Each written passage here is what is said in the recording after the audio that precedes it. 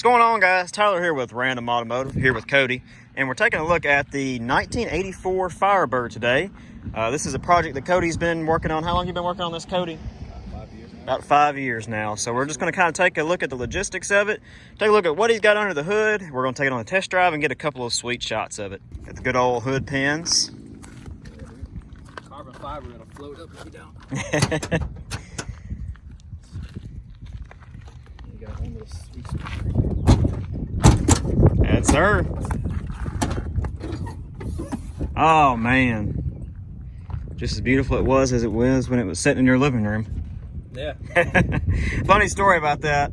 One of the first time I went to Cody's new house, he had this motor sitting. What was it, like on an engine lift type thing? It was on a what do you call it? Just a motor stand. Yeah, it was like on a motor stand, and I went down into his little rec room he's got downstairs, and this sucker was just sitting there. And I mean, it was cleaner than it was even in here. And I was like, this dude's got an engine sitting in the middle of his living room. I was like, that's what's up. So talk about this engine. What is this? It's a 30 over 350 4-bolt main. Makes it 355. Yeah, 355. It's got Dart Iron Eagle 2 heads on it, a Victor Jr. intake, and an Edelbrock AVS2 carburetor. Okay, all right. And obviously that's not stock. This whole thing's not stock. What was in here originally?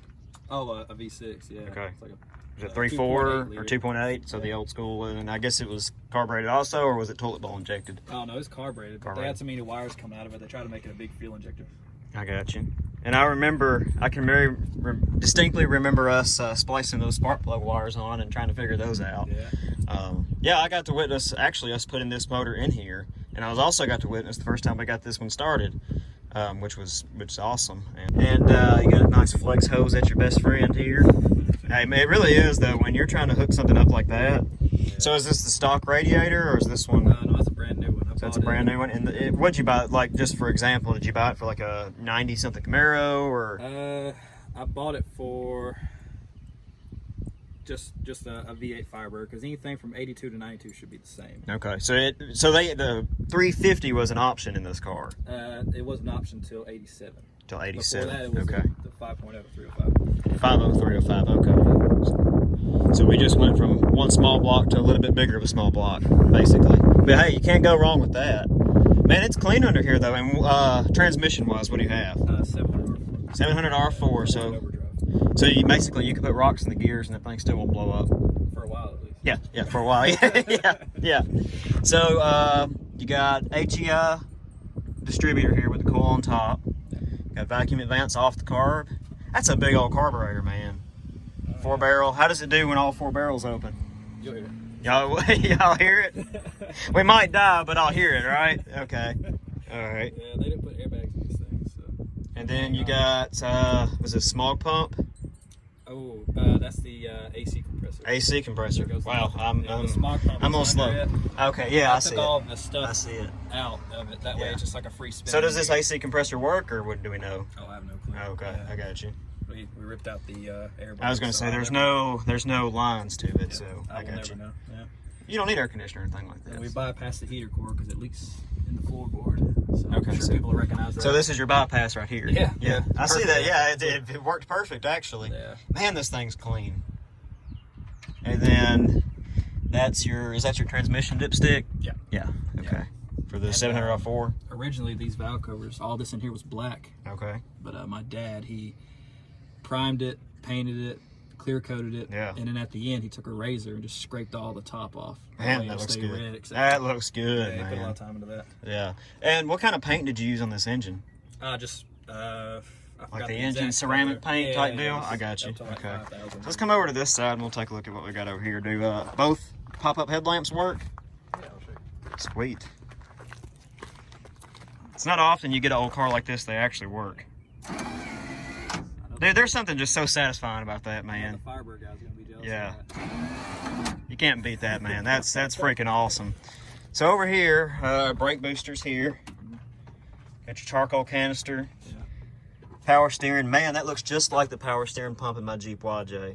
Exactly the same, actually. Probably was. It probably was. You know how that old Jeep was just everything thrown together? Yeah. Man, that looks exactly like it, though. Man, them headers look good wrapped like that. Yeah, There's your dipstick right there. Looks good. good. And have you done your first oil change since you put this new motor in it? Not yet. Not yet? I have everything I need for it. I just haven't done it yet. We need to, when we do that, take a magnet to it and get all the particles that broke loose in the break-in. Show that on a video. That'd be kind of cool. Yeah. So you got a clear inline fuel filter. Mm-hmm.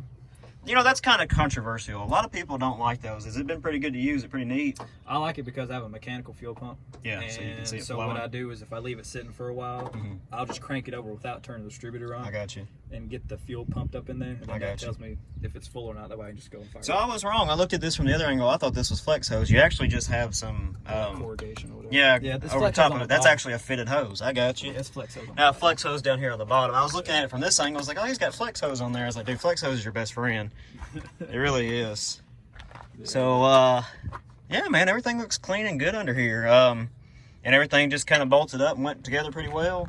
Did you have to modify any engine mounts, or did it kind of just... Yeah, the mounts, I think we got new mounts just for the new rubber, and then we had to like drop the A-arms and stuff and all the coils and everything. That way we get under the frame and then move the mounts up. The holes are already pre-drilled for the V8. We just had to move it up, which was very helpful. All right.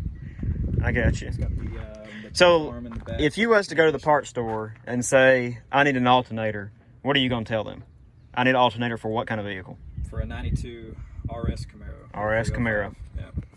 That was what that Yeah. that serpentine came off of, and I don't want to spin the wrong way. Right, yeah. Trust me, I've had reverse flow water pumps in the past, man. They're not fun. This one's a reverse flow too. Is it? Yeah. I got the HD because I got tired of it. Well, I got a reverse flow and I didn't need a reverse flow. Yeah. And I didn't, like, they never told me there was a difference until I got there, and the coolant's just shooting out the top of the radiator. And I was like, what the heck is going on with this thing? That's crazy. And this fan strap came off the 92 also. It's got the I mean, it just fits well. So, did these bolts fit in here well, or did you have to drill them? No, all these. I mean, everything's the same. Everything just 82 to fits. 92 is the exact same. I got you. Funny story about the fan that came off of this. Apparently, that year GM made the positive fan wire black and the negative red. Oh. So we had it backwards. It was actually blowing to the front of the car instead of pulling air through.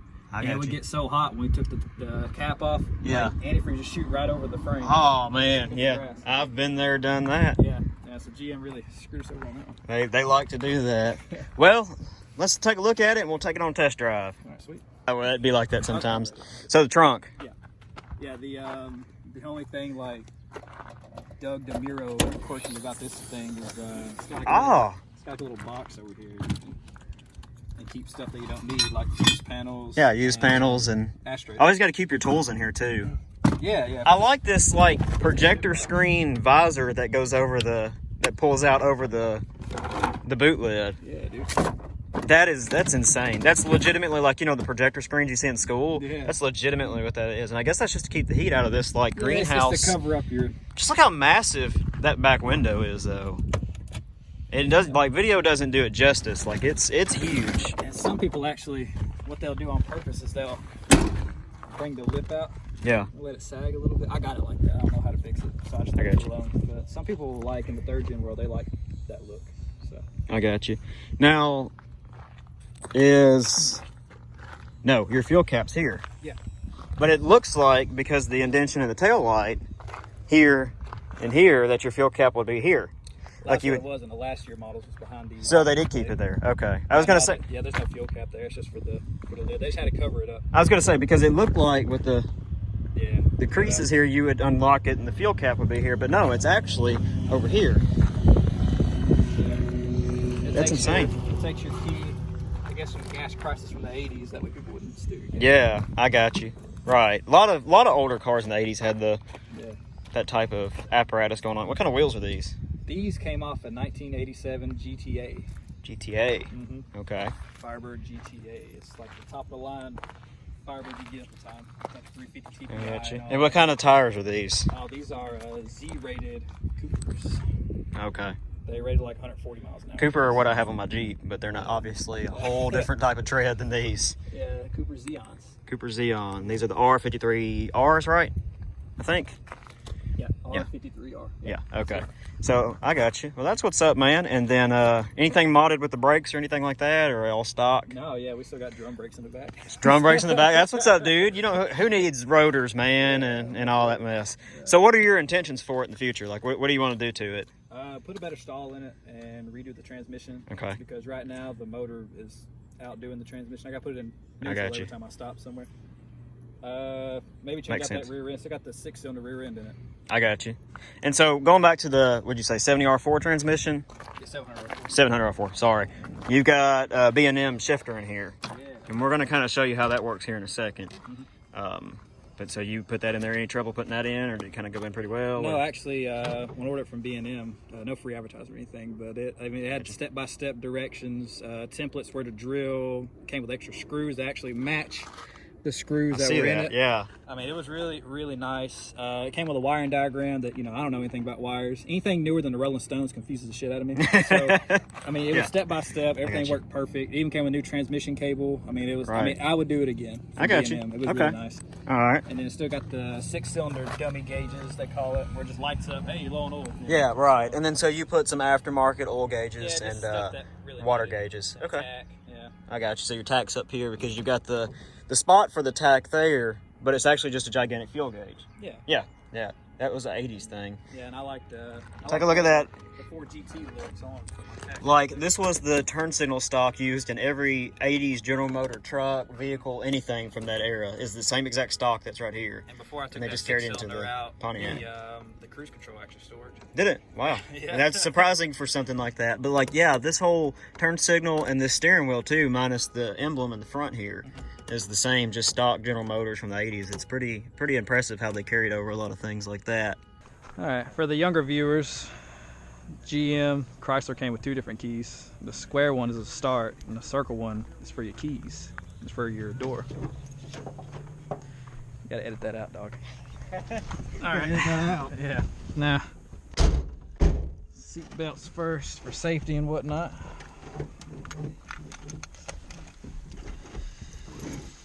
All right. So we got the and you got the B&M shifter here. We'll show how that works. So you got park, reverse, neutral, drive, 3, 2, 1, of course. And this model actually came, if you had like a turbo 350 or turbo 400, it doesn't have that overdrive. I got it would go park, reverse, neutral, 3, 2, 1. Okay. Or drive 2, 1. There's a pin you can take out just to make it a 3 I got speed you. instead of 4 speed. So what you're gonna do is you're gonna pull the pin up, and then you got reverse, neutral, and then drive. You pull the pin back down. I got you. And then what you do is you pull it down for third, second, first. So you're down here, you go first, second, Gotcha. third, drive. Then neutral. Don't let you go past that. And then you got to pull the pin up for reverse. Yeah, you can't pull the pin up in neutral. I got you. Okay. You got to go down into drive, pull the pin up to get to reverse. Then you can push it up for park. Gotcha. Okay. All right. And that's the B&M shifter there, and it's got the factory look to it also. So that's pretty good.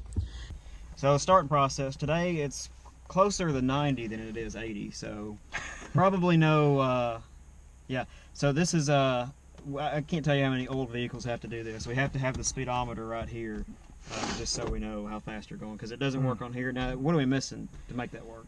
Just the gear going to the back of the transmission. Gotcha. That's how they did it back in the day. It's like a little gear that runs off. And I got you.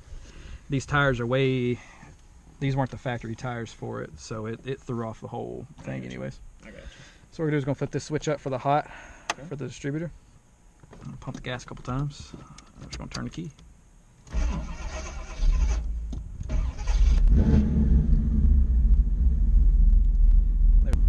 Let's do it.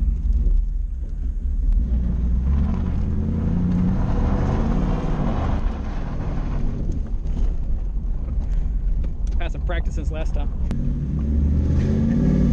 It's all right, we got that one.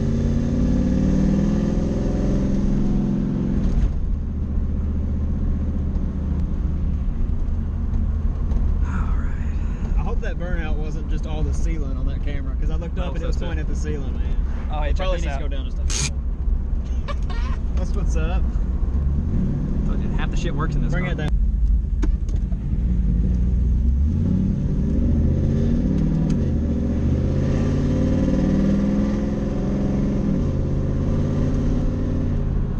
Wind feels good. It really does.